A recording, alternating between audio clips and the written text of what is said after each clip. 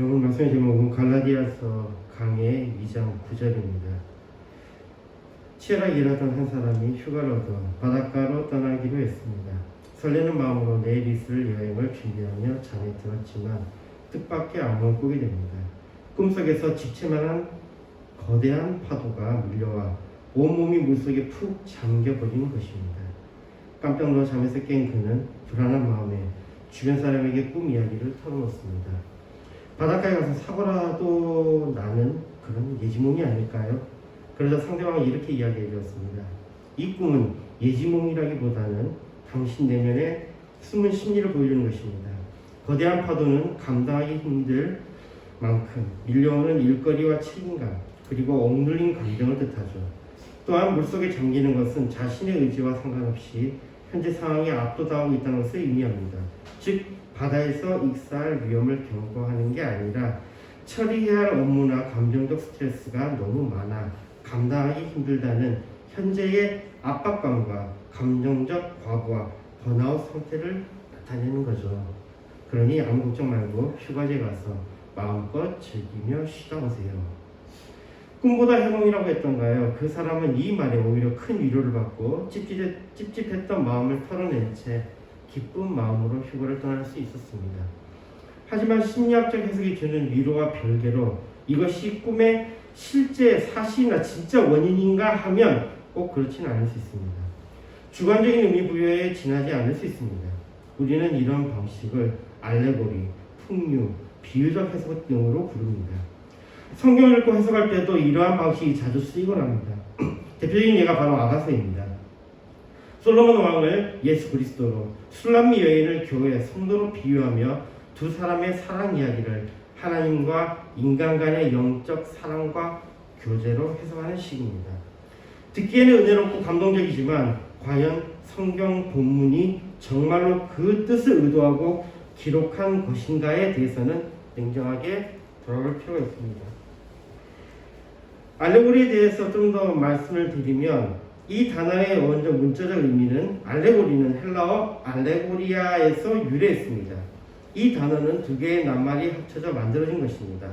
알로스, 다른이라는 의미를 가진 단어와 아고리우, 말하다, 연설하다의 의미를 가진 단어가 합쳐져서 만들어진 단어라고 알려져 있습니다. 그러니까 알레고리의 어원상 문자 그대로의 뜻은 다른 것을 말함입니다. 즉, 표면적인 것들 너머에는 전혀 다른 진짜 의미가 있다는 것입니다. 이 어원에서 파생된 알레고리적 해석의 문자적 정의는 표면상의 문자와는 다른 의미를 읽어내는 해석이 됩니다. 오늘 갈라디아서 2장 9절 말씀에는 3명의 기둥이 나옵니다. 저는 오늘 이 기둥에 대해서 알레고리적 해석을 한번 시도해 보려고 합니다. 그런데 분명히 말씀드리고 시작할 것은 우리의 전통적인 입장은 성경을 이해할 때 알레고리적 해석을 단독으로 남용하거나 경계 없이 사용하는 것을 매우 경계한다는 것입니다.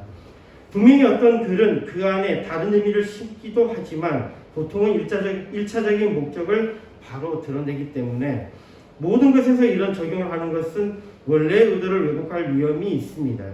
또 다른 의도를 가지고 썼다 하더라도 감추어진 것이기에 자칫 해석자의 주관이 크게 작용하는 이 영역은 왜곡의 위험성을 안고 있습니다. 이러한 이유에서 장황하게 먼저 알레고리에 대해서 말씀을 드린 것입니다. 따라서 먼저 당부드리는 것은 오늘 나누는 해석이 도움이 되면 받아들이면 좋겠지만 그렇지 않으면 대담하게 무시하는 것도 필요합니다.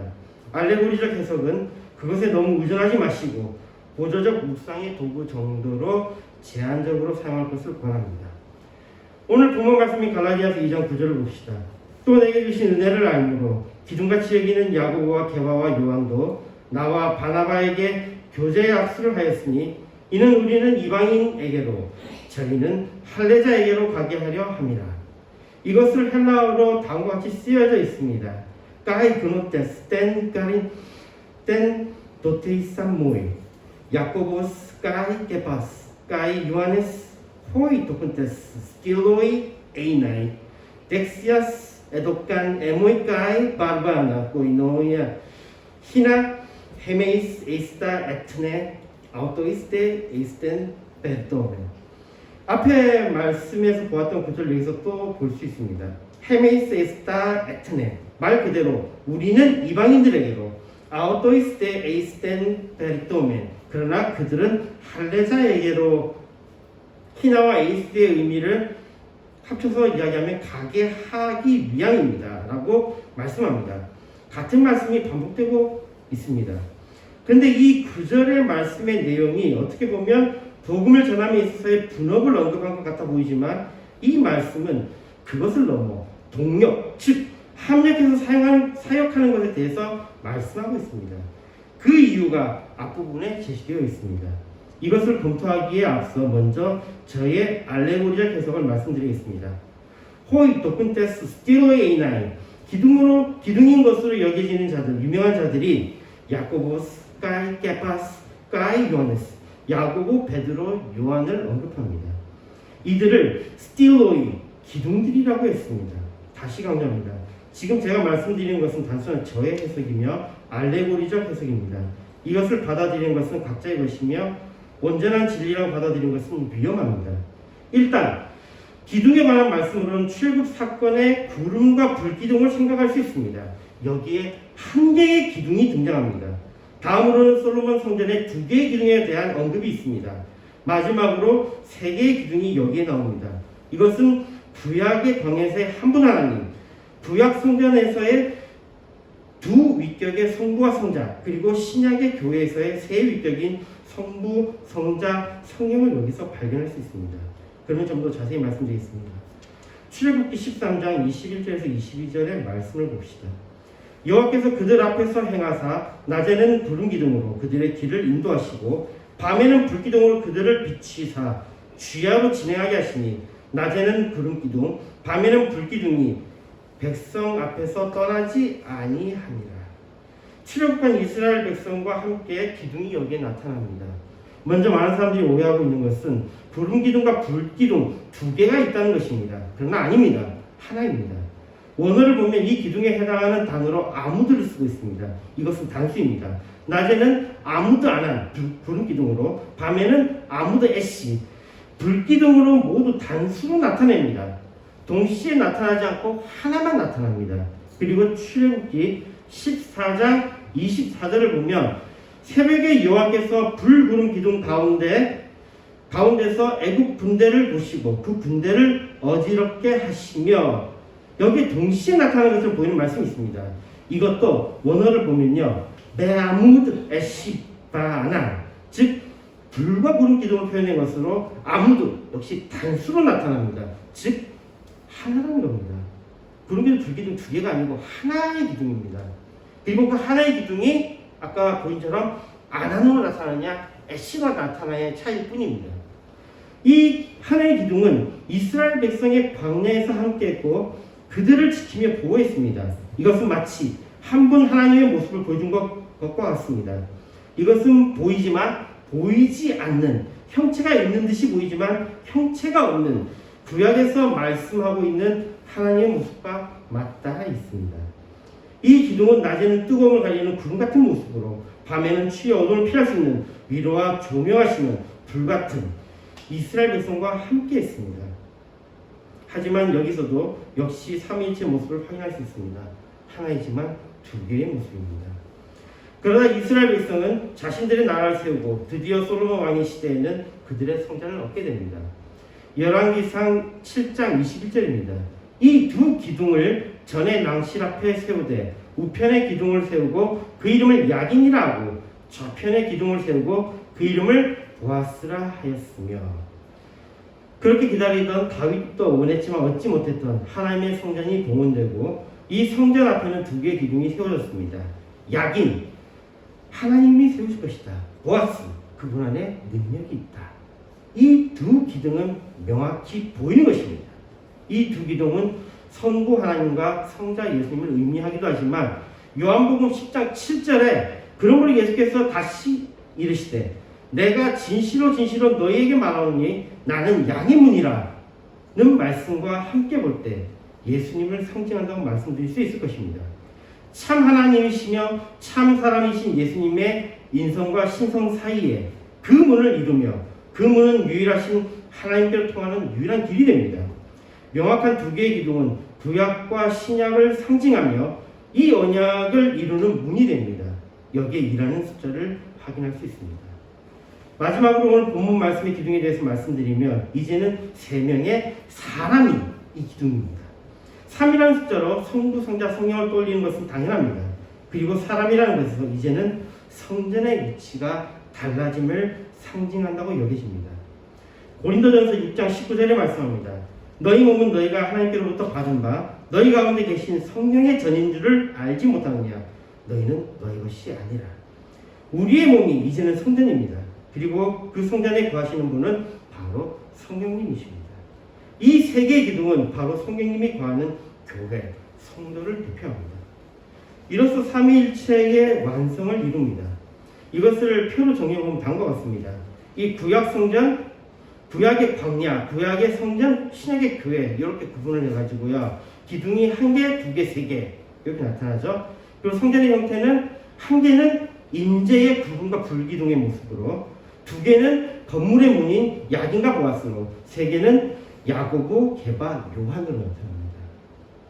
여기에 대해서 하나님의 위격에 대한 이야기는 1개는 성부 하나님, 2개는 성자 예수님, 3개는 성령 하나님으로 그렇게 연결지을 수 있습니다. 이렇게 보면 구속사 전체를 하나의 거대한 성전 서사로 기둥에 대한 알레고리를 생각할 수 있습니다. 여기 좀 더 부연하면 초기 족장 시대에는 형상도 기둥도 없던 개인의 시대였다면 이집트에서 우상을 경험한 이스라엘 백성에게는 우상을 벗어 던지게 하기 위한 단 하나의 초자연적인 임재로 광야에서의 1개의 기둥이 성부 하나님의 모습으로 연결됩니다. 자신들의 나라를 세우고 하나님의 전을 건축함으로, 그리고 율법을 정비함으로 역사 속에 고정된 언약과 구원의 몸으로 성전의 2개의 기둥을 생각할 수 있습니다. 이 성전을 통해 하나님을 만나듯이 2개의 기둥, 구약과 신약의 이 문을 통해서 예수 그리스도의 인성과 신성을 통해서 하나님과 화해한다는 측면에서 성전의 2개의 기둥은 성자 예수님과 연결될 수 있을 것입니다. 그리고 마침내 사람의 인격과 삶 속에 들어오신 완성으로 3개의 기둥은 교회를 이루는 사람들과 함께하는 성령님과 연결할 수 있습니다. 시선으로 이 기둥을 바라보는 것에 좀 더 말씀드리면, 광야의 구름과 불기둥인 보이지 않는 기둥은 하늘과 초자연을 향합니다. 이에 구름과 불기둥은 잡을 수도 만질 수도 없으며 하늘에서 내려와 대지 위에 드리워진 초월적인 임재를 상징하는 것으로 인간이 감히 접근할 수 없는 거룩함이자 멀리서 바라보며 따라가야만 했던 초월적 하나님을 보여줍니다. 다음으로 보이는 기둥, 솔로몬 성전의 야긴과 보아스는 예루살렘이라는 특정 고정된 장소, 돌과 노수로 지어진 특정한 공간에 있었습니다. 보이지 않던 하나님이 인간의 눈높이에 맞춰 눈에 보이는 성전과 2개의 거대한 놋 기둥을 통해 하나님의 임재와 능력을 역사 속에 나타내셨습니다. 이제 사람들은 성전을 찾아 예루살렘으로 모여들어야 했습니다. 그리고 모든 사람들은 예루살렘으로 가야 하는 것처럼 반드시 예수님께로 가야 합니다. 그러나 예수님께서 이 땅에 오시고 약속하신 성령을 보내시면서 이번에는 사람이라는 기둥이 등장합니다. 이제 하나님의 임재는 특정 건물이 아니라 사람의 마음과 성도들의 공동체 안으로 향합니다. 하나님은 이웃과 우리 곁의 사람, 그리고 자기 자신을 임재 처소로 삼으셨습니다. 예수 그리스도의 십자가 사건 이후 하나님은 돌로 지은 성전을 거무시고 사람의 삶 한가운데 사람의 존재 자체를 성전으로 삼아 들어오셨습니다. 이제 성전은 찾아가는 장소가 아니라 믿는 사람, 성령님이 함께 하시는 사람이 곧 성전이 됩니다. 하나님의 시선과 성전의 위치는 계속해서 인간에게 점점 더 가깝게, 더 깊숙이 이동하고 있었습니다. 첫째로 초월적 하나님, 하늘의 기둥은, 둘째로 우리와 함께 하시는 하나님, 건물의 기둥, 성육신으로, 셋째로 그 후에는 우리 안에 거하시는 하나님, 사람이라는 기둥, 성령의 임재로 이동합니다. 보이지 않는 기둥이 보이는 기둥이 되고 사람으로 이어지는 이 시선의 이동은 이 기둥의 알레고리에 있지 않나 생각합니다. 지금까지 알레고리적 해석이며 이것은 단순한 저의 해석입니다. 이제 다시 본문으로 돌아가 원래 의미인 기둥은 아주 중요한 것을 의미한다면 야고보, 게바, 요한이 까이 그논테스 땐 카린 땐 도테이 쌈모이 바울에게 주신 은혜를 알았다는 것입니다. 덧붙여서 갈라디아서 2장 9절에서 세 사람의 이름이 나열된 순서 역시 매우 흥미롭고 지혜로운 바울의 전략을 보여줍니다. 보통 예수님의 제자라고 하면 수제자인 베드로가 즉 게바가 가장 언급되는 것이 자연스럽습니다. 그러나 바울은 야고보, 게바, 요한의 순서로 기록합니다. 이 이유는 당시 예루살렘 교회의 수장이자 예루살렘 공회의 의장이었던 사람은 야고보이며 야고보의 현실적 영향력을 가장 먼저 반영했기 때문입니다. 그 뒤를 이어 예수님의 최고 수제자라는 타이틀을 지닌 베드로 그리고 요한을 언급합니다. 당시 갈라디아 교회에는 예루살렘의 거문급 사도들의 권위를 빌려 바울의 사도권을 흔들려던 거짓 형제 유대주의자들에 대해서 바울은 그들이 그토록 절대시하던 예루살렘 교회의 실제 권위의 순서를 그대로 언급하므로 권위에 호소하는 오류를 범했던 이들의 논리를 역으로 이용해 그들의 주장을 무력화시키는 바울의 지혜로운 반격을 여기서 읽을 수 있습니다. 그러한 권위자들이 덱시아스 에도간 문자대로 해석하면 오른손을 주었다는 것입니다. 바울 자신과 바나바를 그들과 동등한 사역자로 인정했다는 말씀입니다. 그리고 놓쳐서는 안 되는 부분이 코이노니아스, 우리말로 친교라고 번역하는 이 부분입니다. 고대 사회에서 오른손은 권능을 의미합니다. 그리고 무기를 오른손으로 쥐기 때문에 오른손을 준다는 것은 화평을 제한한다는 의미도 포함됩니다. 그러나 이로 인해서 서로 동등하다는 것은 아닙니다. 얼마든지 주종관계로 손을 내밀 수 있습니다. 그런데 세 명의 기둥과 바울과 바나바의 악수는 동등한 악수였습니다. 그것을 밝히는 단어가 바로 오이노니아, 교제란 단어입니다. 이것은 교제, 친교, 나눔, 분배, 참여, 동참, 동업 등의 의미로 번역이 됩니다. 즉 같이, 동등하게, 함께한다는 것입니다. 그런 의미에서 이방인과 할례자에 대한 분업이라기보다는 오히려 함께 동용한다는 것은 동용하는 것이라는 의미가 더 적합해 보입니다. 분업이라는 단어는 자칫 공장의 공정처럼 이를 기계적으로 나눈 느낌을 줄 수 있다면 동역은 복음이라는 하나의 커다란 목표를 향해 서로를 인정하며 함께 달려가는 인격적 연합을 뜻하기 때문입니다. 예루살렘 교회의 세 기둥은 이방인에게는 복음을 전하는 바울과 바나바의 사역을 자신들의 사역과 똑같이 거룩하고 가치 있는 일로 인정해 주었습니다. 그들은 모두 목적이 같은 하나의 팀이었습니다. 유대인에게 가든 이방인에게 가든 그들이 전하는 것은 동일한 예수 그리스도의 복음이었습니다. 즉 하나님 나라라는 하나의 것을 함께 만들어가는 동등한 동역자의 모습이 완성된 것입니다. 말씀 읽겠습니다. 오늘 우리가 나눴던 말씀은 단순한 선교지 분배 기록이 아닙니다. 비록 알레고리적인 저의 해석을 말씀드린 부분도 있긴 하지만 구속사적 흐름의 본문의 메시지는 결국 하나로 모입니다.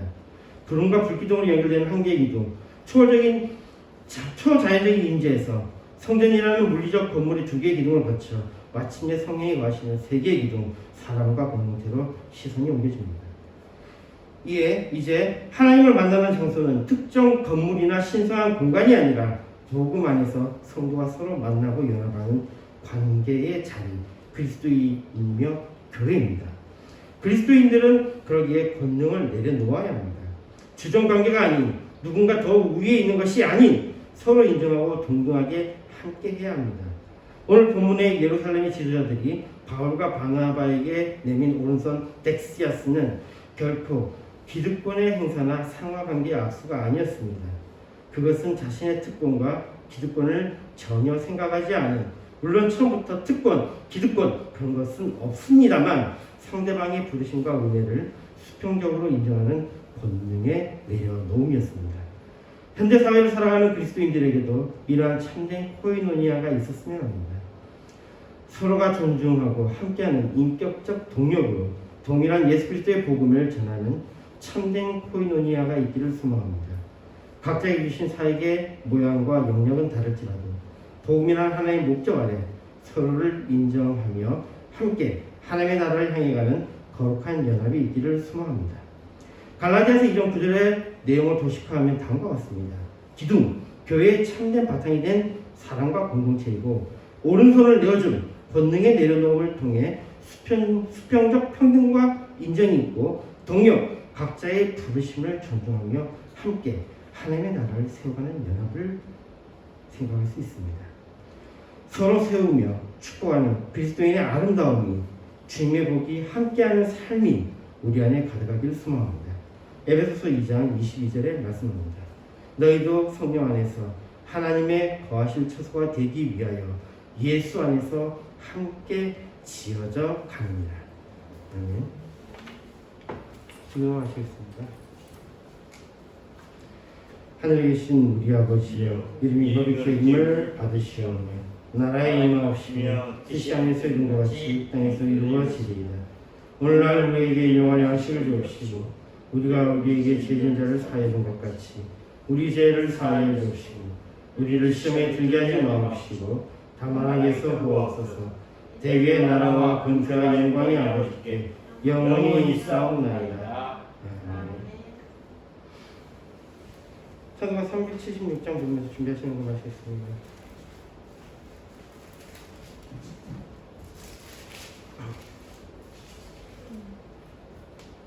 (376장입니다)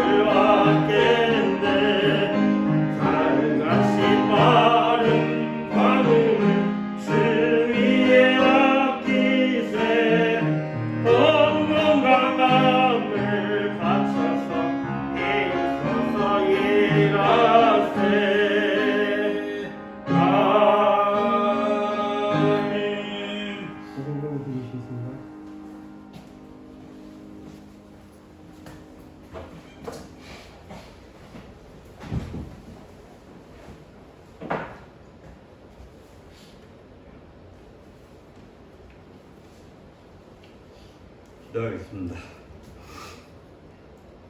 11조 박영희 사모님, 11조 최상원 목사, 11조 최영환 목사, 감상군 태은정 목사님, 감상군 박영희, 감상군 태영학 전사님. 좋으신 하나님 감사합니다. 오늘 저들에게 복된 날을 주시고 복된 말씀을 주심을 감사합니다. 오직 우리가 예수 그리스도로 말미암아 복되고 거듭남이 참으로 하나님의 자녀된 이 놀라운 소식 확인케 하시고 그 믿는 자에게 복이 되심을 복되게 하심을 감사합니다. 특별히 오늘 이 시간에 11대로 감사를 주기는 부분을 하나님 앞에 드린 손길 우리 하나님 축복해 주시고 형통케 하시며 평안케 하시며 잘 되게 하여 주옵소서. 이 영을 씻어주는 것에 하나님의 나라가 이루어지게 하시고 사람 살리고 영혼 살릴 수 있도록 주님 귀하게 쓰임받는 예물 되게 하여 주옵소서. 감사를 드렸고 예수님의 이름으로 기도드리옵나이다. 아멘.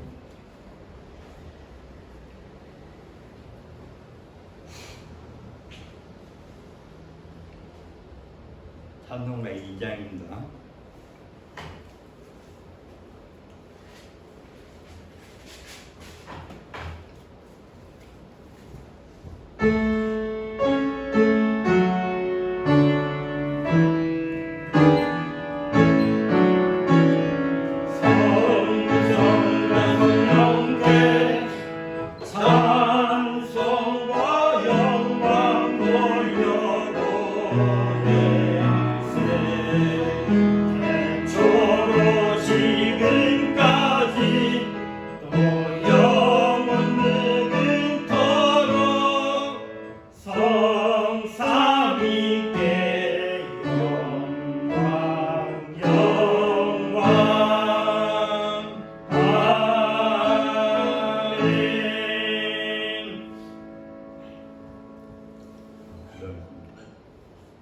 우리 구주 예수 그리스도의 은혜와 그 크신 하나님의 사랑과 성령님의 교통하심, 오늘 예비한 목양교회 모든 자들 머리 위에 가정 위에와 하는 일이 앞으로 전도 가서 구원받을 자들 머리 위에와 가정 위에와 하는 일 위에 전 세계 하나님 앞에 예배드린 자들 머리 위에와 가정 위에 하는 일에 이제부터 영원토록 항상 함께 있을지어다. 아멘.